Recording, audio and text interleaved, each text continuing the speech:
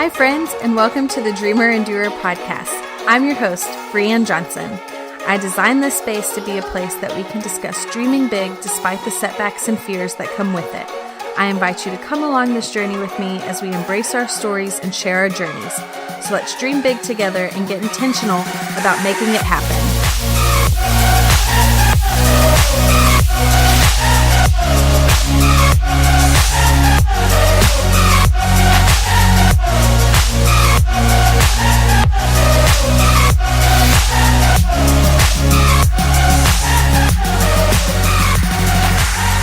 Hey there, and welcome to the Dreamer and Doer podcast. I am so excited to finally be back and interviewing my friend Kinsey today. So welcome, Kinsey, to the Dreamer and Doer podcast.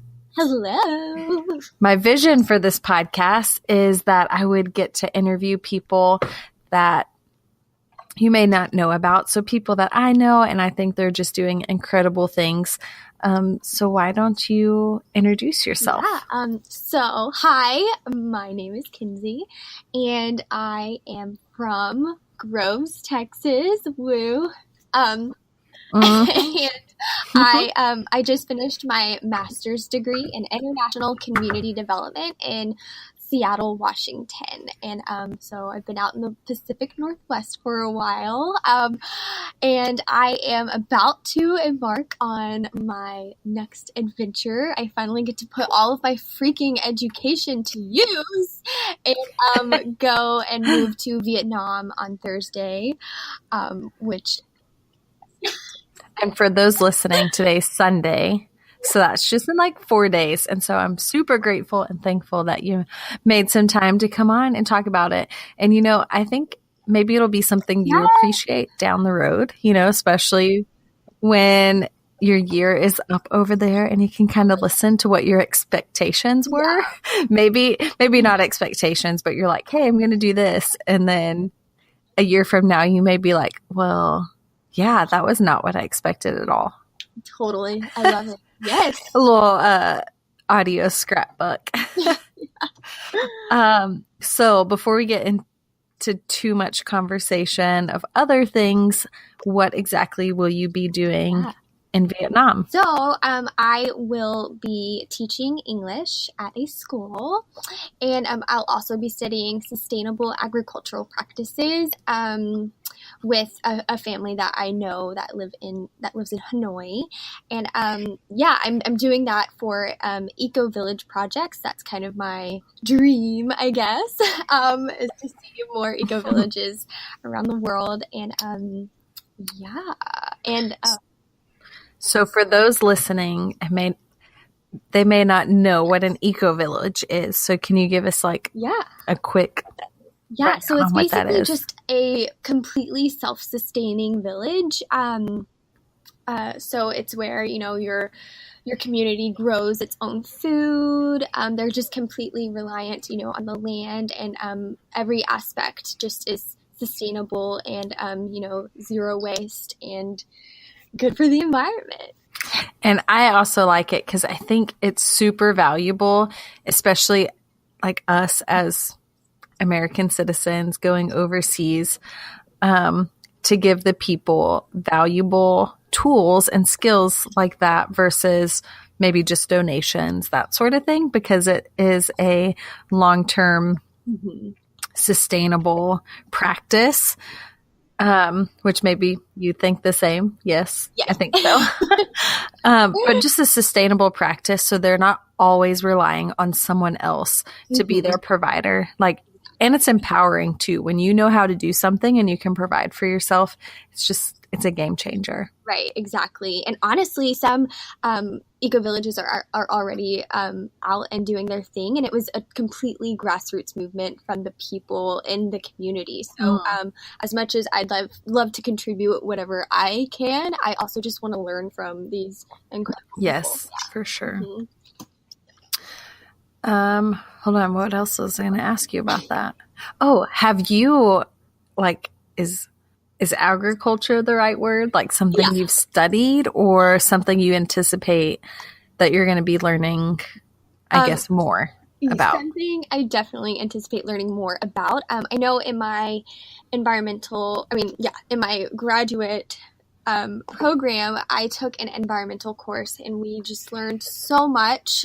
It wasn't specifically geared towards agricultural practices, but that definitely was an aspect. And so that's kind of where, I think I've always had a heart for environmentalism, but this class really just kind of wrecked everything I ever thought before about the earth and my role as not just even like a human being, but also as a follower of Christ, and how I can and should, honor the world that we live in. And so yeah, it's definitely something more I intend on learning about. So your passion for social justice and traveling, do you think it's always been something you've been passionate about, or can you pinpoint a moment where you're like, this is what I want to do for the rest of my life? Yes, definitely. I have not been passionate about it for my whole life. When I was younger, I wanted to be the president of the United States of America, but I don't want to do that anymore. I don't blame you. And but anyways, yeah, I went on my first international trip to Russia back in 2011. Oh my gosh, that's crazy. I know, that's the year we got married. Oh my gosh, my husband and I did. And we were like, yeah, we've been married for 7 years now. But it, like, on one hand, it's flown by, and then on the other hand, it feels like so far away because so much life has happened. Yeah, but totally. Yeah. So yeah, I went to Russia in 2011, and that was incredible. I didn't really know like what to expect or anything, and it was also kind of like a short-term mission, and my thoughts about short-term missions have definitely evolved since that time. But something I still appreciate about that trip is how I was able to live with families in St. Petersburg and Moscow, and that really impacted me because it was like such an authentic way to be a part and learn about their culture. And I still keep up with them to this day, which is awesome. Wow. Yeah. So during that trip, that was when I was like, oh, okay, this is interesting. And then when it came time to choosing a major for my undergraduate degree, the school I wanted to go to offered a cross-cultural studies major, and that just sounded, more interesting than history or English. Right. Yes. And so Kinsey and I went to high school together. She was actually in the grade under me. But something like I just remember about you is that you always wore green every day. And while you're probably like, oh gosh, I can't believe I did that. Why did you do that? Oh my gosh. I was. Is there a reason? I was waiting for you to be like, why? Because I'm sure everybody from PhD wants to know. Okay. You know what? There was always like, I think she wears it because of this. So like I would hear different things and I was like, okay, she just wears green. Yeah. No, you know what? Sadly, there is no crazy reason. I just was like, oh, maybe I'll just do this every day and it'll be funny. Haha. And you were on branding before branding was ever a thing. Yes, totally. Like your brand was green. Someone could see something green. They're like, that's Kinsey. Which I love, my favorite color is blue. So I'd totally I say blue. It's all shades of blue, specifically like turquoise and teal. Definitely my favorite colors. But something I love about you is that even though we were never really friends in high school because of the age difference, it's just, I know social media has its like negative stigmas against it, but like you'd be a fool to not see the positives that come with social media as well. And I think it can be a really beneficial and positive platform. And I just love your open and honesty and how easy it is to connect with you on your Instagram through the stories you tell, through like just your humor and storytelling. It's really fun. And we've really only hung out once or twice in person together. But I think because of the way you share, it's just easy to go into deep conversation. And kind of skip like the surfacey things, which is good. I think that's a great quality to have with people, because really, like, how boring are surface conversations? Right. Yes. Why even have them, you know? Why? So that is going to lead me into what are some of your current struggles, because I know you've been sharing a lot about just what you're currently walking through and maybe what you're doing. I'm sure people are listening and like, oh my gosh, she's probably dreamed about doing that for a while and it's finally happening. But you were probably most definitely not dreaming about this a year ago. Yes. So, my current struggle, and it has been for, since like the past 8 months, really, but, I am in the middle of a divorce. And no, I think when I look back at this time a year ago, I had no idea what was about to happen in my life. And you're right. I had completely different dreams at that time. And then boom, my whole world just kind of fell apart in the midst of graduate school, which was insane. I've been going through a season of just, all of the icky stuff that comes with divorce, like depression and anxiety and just questioning, my self-worth. And really, and even before my marriage fell apart, I was in a season of just kind of deconstructing my faith and really reconstructing it in a way that just aligned with my values more.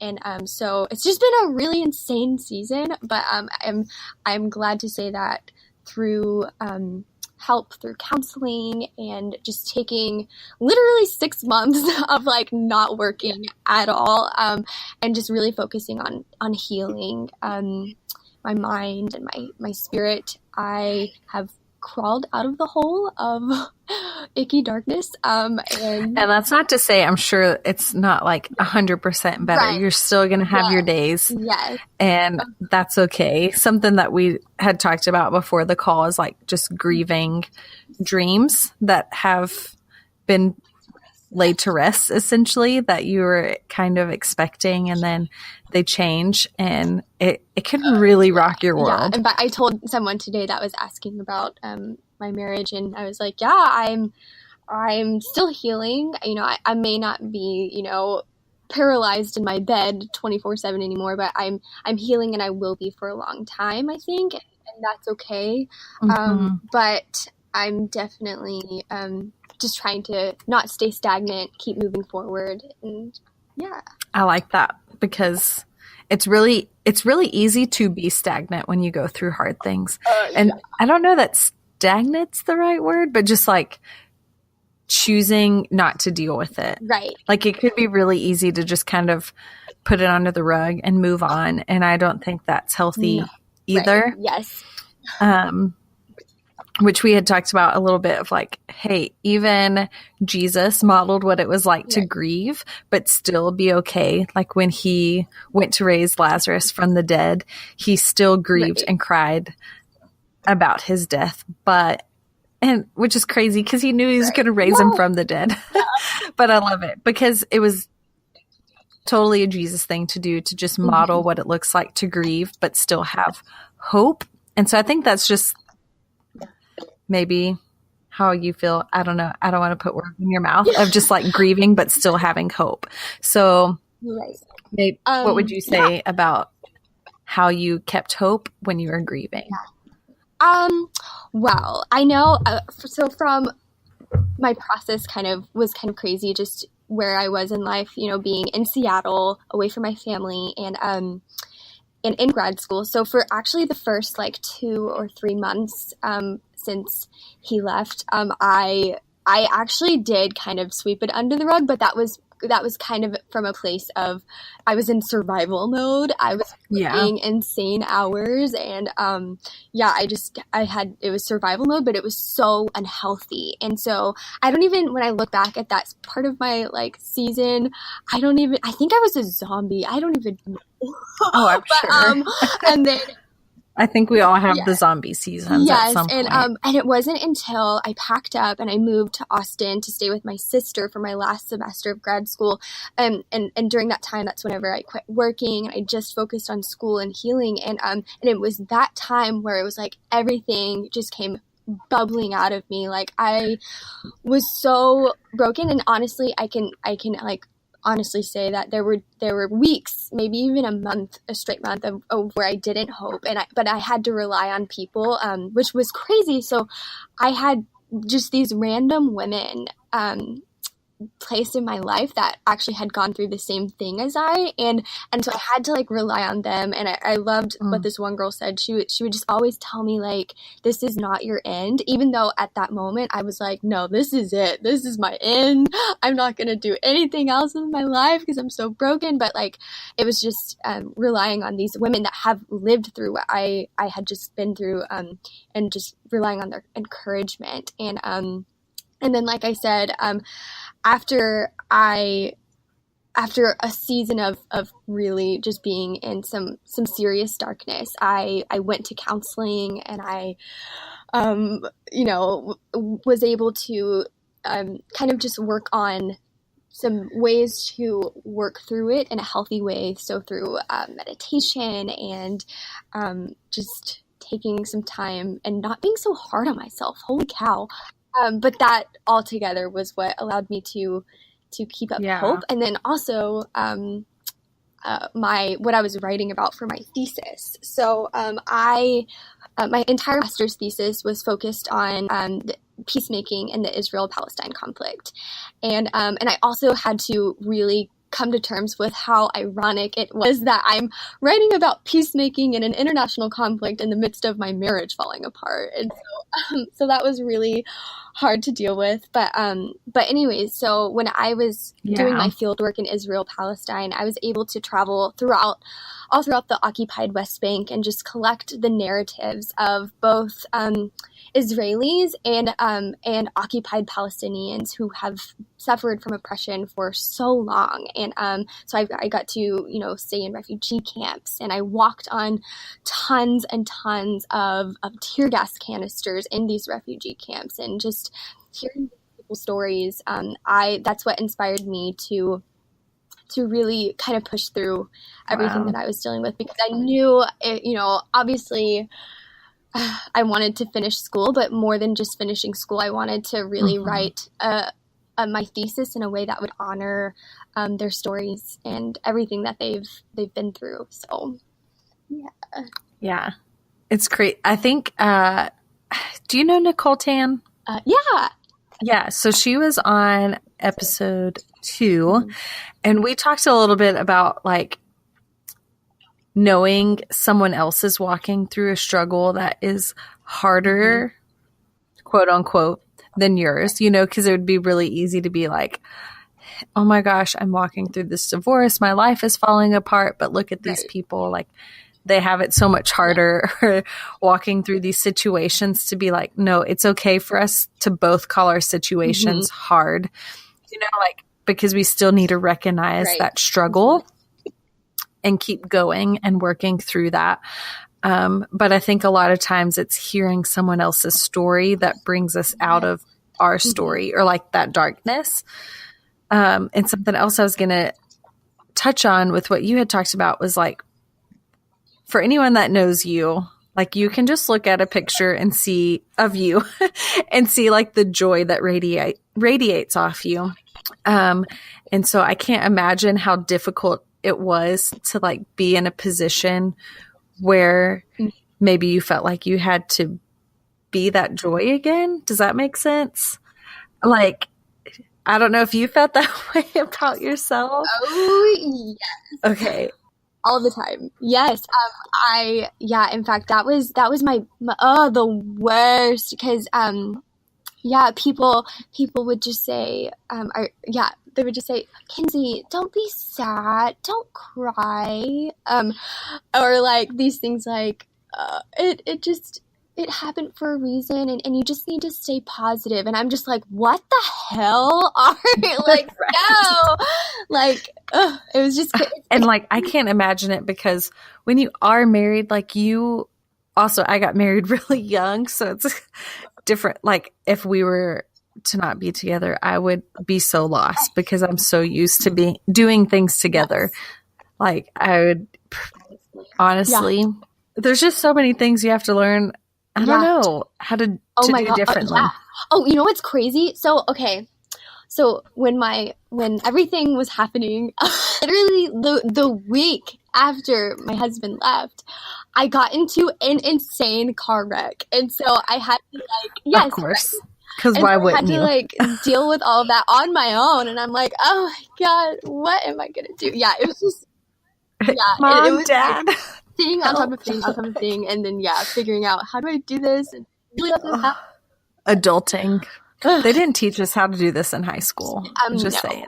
Not at all. Not even so far, with everything that you've been learning, what would be your biggest accomplishment so far? Oh gosh. Honestly, okay, this is like a double-sided thing. So I would say that just honestly finishing grad school is my biggest accomplishment. And let me just like make it be known, I have had a dream of getting like my master's degree for so long. Like so long. Love it. Yeah. And so that's why I literally went into a master's program right after my bachelor's program. But anyways. But you... Mm-hmm. You didn't go straight into bachelor's after high school, right? No, I did a year of ministry school at Bethel School. Okay. Yeah. So, but anyways, but I remember, so going through everything that I went through, I had to have like a really honest conversation with myself, because here was like this dream that, literally was falling apart, but here was this other dream of mine to finish grad school and write a kick butt thesis, and so I had to have a serious conversation with myself and just be like, you know what, Kinsey, if you choose to power through and like finish this degree, like that is awesome. But if I don't, and if I have to take a break from school or like just, I don't know, I don't want that to like, that I don't want to see that as failure, because that would have just been choosing myself and choosing healing, And so I had to like be really intentional with like how I thought about me finishing grad school, because I know some other people that have had to step away from school for a season to work on healing, and like that is powerful. That is so important, and I don't want that to be seen as less than finishing your degree, because I think taking care of yourself for sure, first and foremost. So and I think sometimes we put too much pressure on ourselves to accomplish something when like ourselves are important too. Like, what's the point in accomplishing something when we fall apart at the end of it? Yes.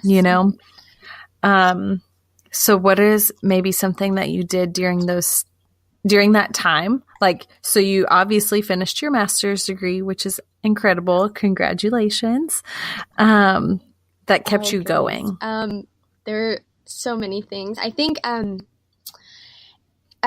so, like I said, everyone's stories that I was able to collect from my fieldwork in Israel, Palestine, and then really, just my passion for social justice and the dreams that I would love to do with that passion. And so because I want to, do these things, these big things, I knew that first and foremost, I needed to heal myself. And so that is what kept me going. That is what kept me like going to my counselor, trying meditation, even though meditation is so hard, and everything. But I feel like you probably have a busy brain like me. I do. Oh my gosh, yes.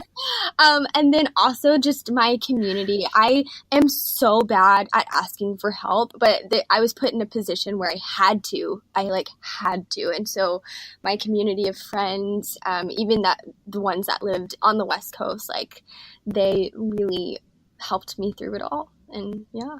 Yes, I think community is so important. Like, Yes. why is it so hard to ask for help? And really, like, as we're having these conversations, all I can think about is like Kate Spade and Anthony. Oh my gosh, I can't ever say his last name. I can't either. Yeah. Anthony Bourdain. Yes. Okay. Yes. So all I can think about is like Kate Spade and Anthony Bourdain. And as a aspiring entrepreneur, I mean, I am in it. So I am an entrepreneur, and there's things I want to pursue. And like, obviously on the list is like traveling, being profitable, these things. And those are things that they had. And just that's, if we're not taking care of ourselves, what does it matter? Yeah. You know? Mm-hmm.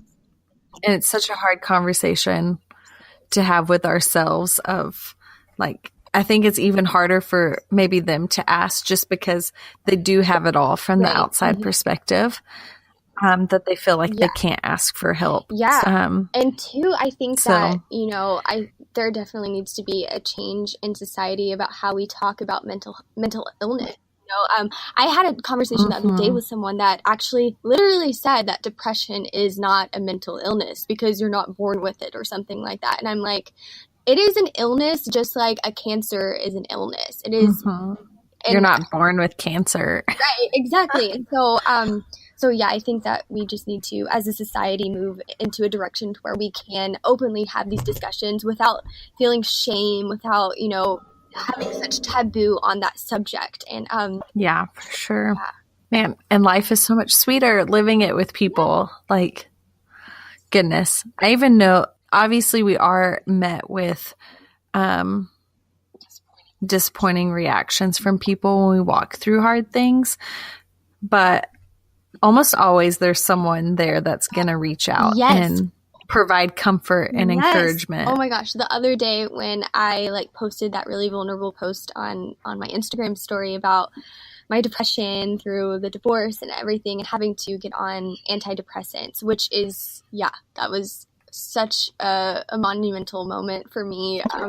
But I had so many people just say like, oh my, yes, like like just support and encouragement. And so I think that when we do make the jump to like talk about these things, like we will be met with like support, you know? Yeah. Because almost always there's someone else dealing with the same thing. That's why I believe so strongly in sharing our stories and why I wanted you here, because I know people walking through divorce at a young age, like obviously no one wants to walk through that, but there is hope and restoration. Like all I can think about is like, hey, God's not finished with you yet. Exactly. There's still more to your story. It doesn't end here. And so hopefully for people listening that may be walking through a similar story, they know that obviously you're like, hey, I'm still walking through it. I don't know what the future holds, but you're at least making steps into what could be next. Yes. So totally. That makes sense. So as you are going overseas soon, I want to know 2 things you're excited about and 2 things that terrify you. Okay. Okay. So I am so excited just for the beauty that is Southeast Asia. I love Southeast Asia. I've been backpacking through Indonesia, and so I can only imagine that Vietnam is, just from the research I've done, I know it's beautiful, so I'm excited to just be in that atmosphere. I'm excited to try to freaking learn Vietnamese. Oh my goodness. I've been trying, and it is so hard. So, and I really stink at learning another language too. So I'm the worst. I'm like, I want to be this amazing world traveler. Right. But I could never even learn Spanish and Portuguese. Right. So yeah, I'm excited to really push myself to learn Vietnamese. I am terrified. Oh my gosh. this is really funny. I'm going to tell you a story. I'm terrified of getting a parasite. I know I've been connecting with my friend who's lived in Southeast Asia for 2 years, and she was like, yeah, parasites are kind of inevitable. And so she just recommended me getting this anti-parasite cleanse thing. I don't know. But I actually did a parasite cleanse during one of the semesters in grad school. I've been there. Like, yes. You're talking to someone who lives in the Amazon, and they can be extremely painful too, like lots of cramping on the cleanse. But yeah, I've been there. Actually, you would have known me then. I went to the Amazon in between my junior and senior year of high school, and I got a parasite. And I remember starting even the first day of school, but like I was clueless. I was in high school. I didn't know what was going on. I was just extremely sick. And I remember, for whatever reason, like I've never, besides stressful situations, just my personality in general, I've never been a super anxious or like depressed person. I'm usually pretty upbeat and can easily get over things. But I will never, were you on student council? No. Okay. So my junior year, we did I don't even know, like a fish camp for the incoming freshmen. But for whatever reason, I had so much anxiety. I don't know why. Looking back, I feel like it was probably a spiritual attack kind of thing. Not necessarily like anything mentally, but just knowing things that we walk through in the Amazon. There's lots of like witch doctors and that sort of thing. And there was a witch doctor in the community we had went to. And so anyway, I think it was more spiritual attacks, because I remember something happening and I was like fine afterwards, but oh my gosh, it's the worst. Yeah. You'll be fine though. Okay. Are there papaya? Is there papaya in Vietnam? I think so. I really don't know. So we used, we would blend up papaya seeds because it's a natural anti-parasite treatment. So we would like make papaya smoothies and blend up the seeds. Yum. Oh my God. And any of our friends, like whenever they would get really sick, they would eat papaya seeds. Just thank you. I appreciate that. Oh my gosh. Yeah. And then I guess my next fear would just be like, getting lost. I don't know. Like, I don't know. I'm really trying to intentionally not have any crazy expectations, so that way I don't know. I feel like even when you travel, I don't know if it's like this for you, but I think of these places I've been and it still doesn't feel real. Right. And even when I lived there, it never felt real. Yes. Like you're just in this dream world. I don't know how to describe it. Yes. Mm-hmm. I totally get that. Oh, I miss it. I'm so ready to travel. I have the bug. Yes. Always. I think I'll always have it, which kind of goes with grieving dreams. It's like I always thought we would live overseas, because that was my dream literally since I was 10 years old. And so it's just been kind of crazy to see how God has evolved those. But, maybe I'm not there now.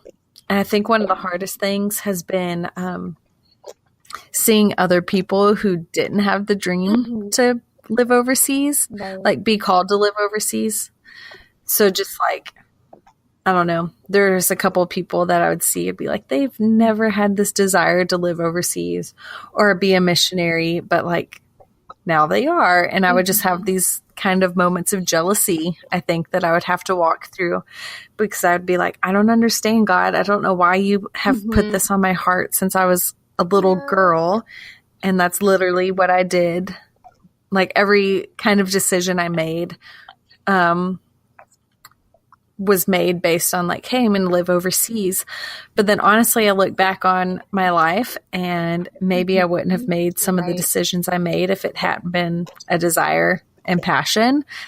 And so just like you said, with missions evolving, like I've also seen how, while I might not live overseas, how God can still use me being here in the United States, which with the world we live in with social media, like I can literally talk to an indigenous person in the Amazon jungle on Facebook now. Right, yes. What is life?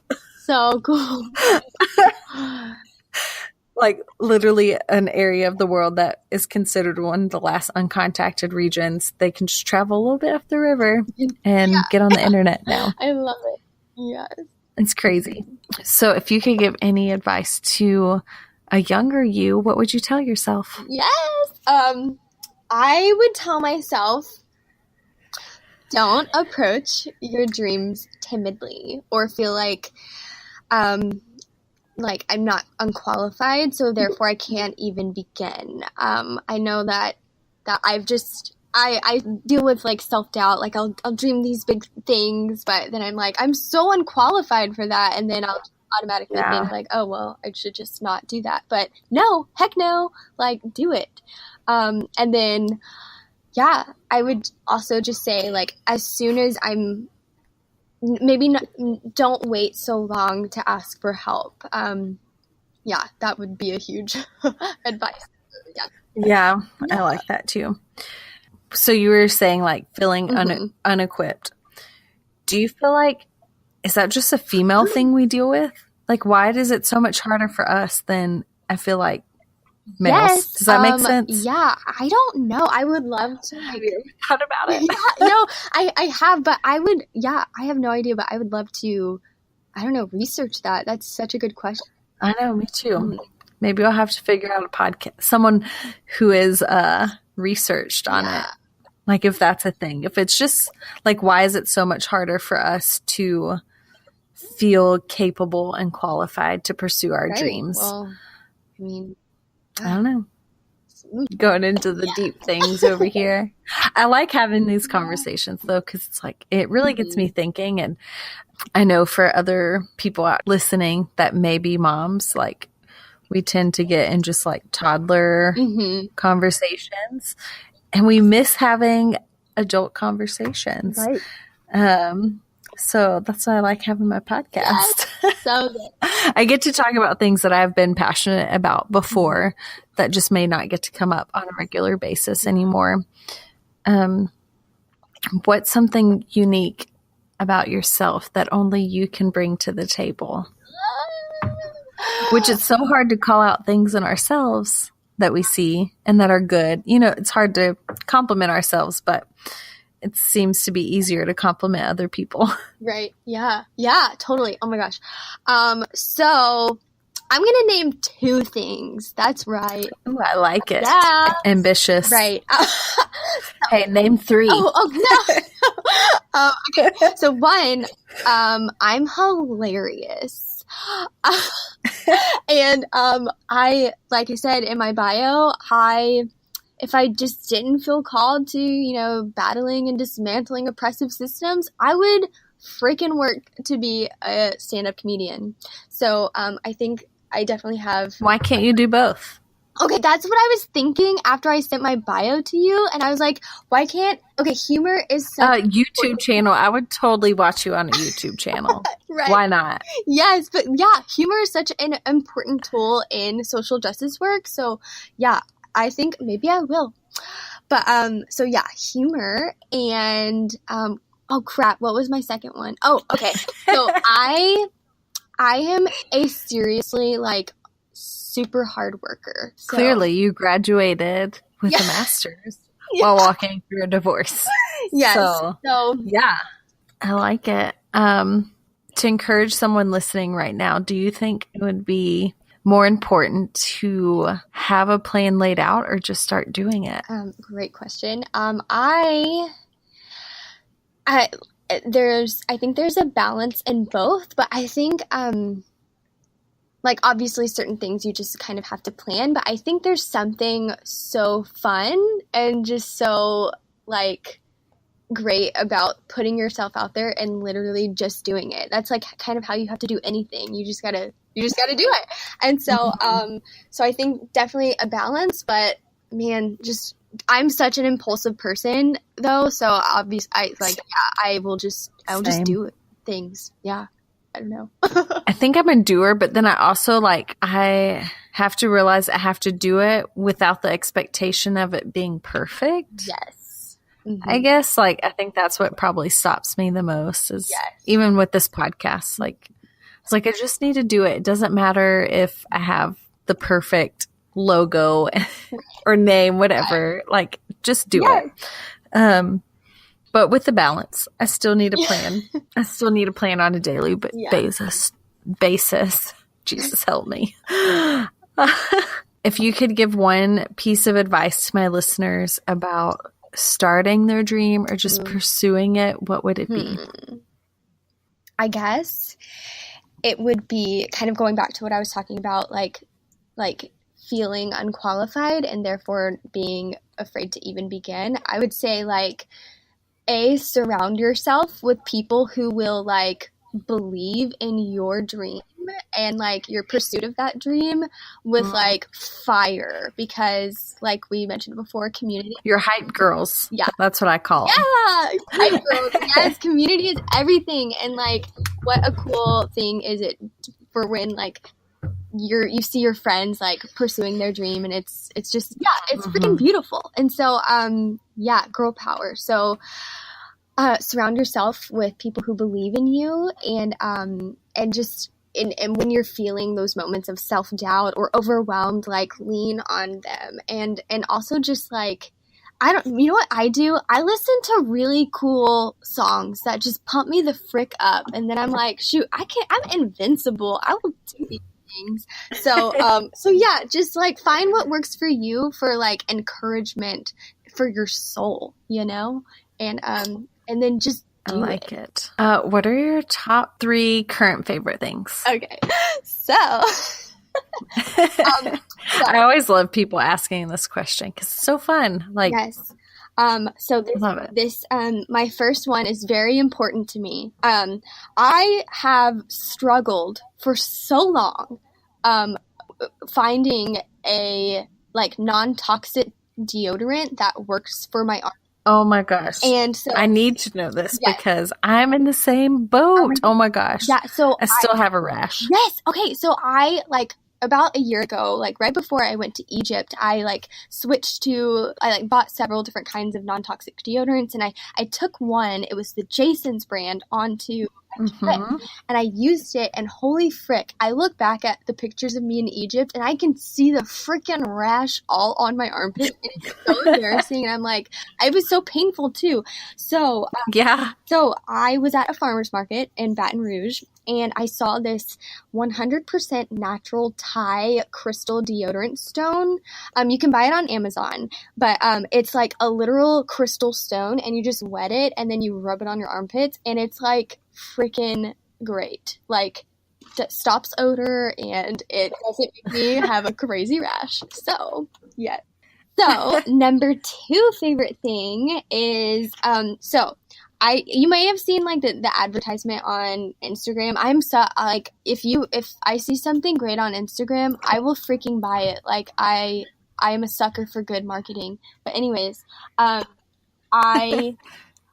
it's the Yellow Beauty, the turmeric face mask is so good. Like, so good. It's awesome because it makes you look like an alligator because your skin is, like, yellow and green when you put it on. But face mask is so good, and turmeric is just really healthy for your face. Yeah, it's natural, and I love it. And that's my second favorite thing. And then my third favorite thing is, holy cow, my bed. But it's special because when I moved from Seattle to Austin, I wanted to invest in, like, an organic and, like, toxin-free mattress. And so I got the Live and Sleep mattress. It's, like, super organic, toxic and chemical free, and it's, like, really affordable, and holy cow, so comfortable. It's a foam mattress. So you're taking it to Vietnam? I wish. My mom's gonna hold it for me because she loves it. But no, I wish. That would be incredible. But I know. Yeah, so those are my top 3. Good to know. I'm gonna have to add those in the show notes so people can find them. And I would, all those sound good. I know turmeric's good for inflammation, or, like, combating inflammation. I have a drink recipe that I drink it with. It's called, oh my gosh, what's it called? It's a Trim Healthy Mama drink, but I can't remember what it's called. Oh, the Singing Canary. That's pretty. I know. It's fun. It's supposed to help with like internal inflammation and digestion and that sort of thing. I think it's like lemon and turmeric, ginger, that sort of thing. Who would you say is your inspiration? Such a good question. So, I have different ones for different things.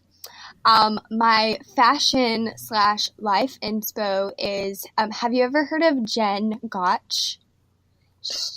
Okay, I have not. so you need to follow her on Instagram, but she is like a fashionista, but she also has her own like website. It's called ban.do, D-O. And so she sells the most fun little like accessories and t-shirts, but she's awesome because not only does she just dress so happy and colorfully, but she also as part of her like brand, she is trying to destigmatize mental health. And so because she herself deals with like bipolar and depression and anxiety, and so she talks about it a lot on her Instagram, and it's just been like awesome to like follow her on that journey. So yeah, she's great. And then also, have you ever heard of Daisy LA? I have not either. Okay, you gotta look her up too. But, I do. That's her clothing brand. Her name is Daisy, but she's all about female empowerment, and all of her clothes that she creates, it's like made, slow fashion, ethically sourced and everything. And well, I love that. Yeah, and all of her clothes are like all female empowerment, like super. I have one that says like don't hate, collaborate, and so just super fun stuff like that. So yeah, they're my women inspiration.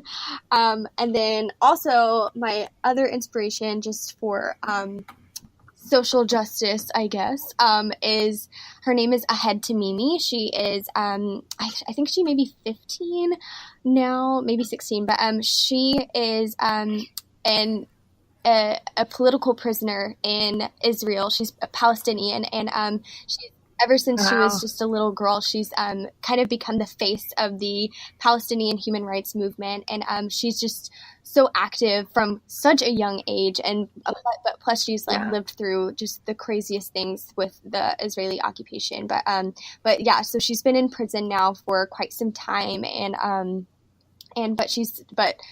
there's just such a huge following and support for her, and yeah, she's just my social justice warrior inspiration. Yeah. Wow. So I was going to ask you like what a book or podcast or article, something that you're like, I want everyone to read this. Everyone should read this. I have several. Okay, so podcasts. I can never say this word. The Liturgist podcast is so freaking incredible. It's like super like progressive Christianity, but they just really kind of deconstruct things, and I don't know, you need to go listen. I'm sure you would love it. But yeah, I love that podcast. And then I have two books. Okay. The one book that has just like kind of helped me so much in this season that I've been in is Glennon Doyle's Love Warrior. Holy cow, it is so good. Like, I've never just identified with something. It was kind of like she like got my journal and wrote a book out of it. I don't know. I love books like that. It was just so powerful, and I cannot rate. She herself is incredible. And then the other book is this one is kind of academic, but this one really inspired a lot of my passion for environmental conservation. But it's called Resisting Structural Evil: Love as Ecological Economic Vocation by Cynthia D. Molibita. It's like I said, it's like an intense read and super heavy.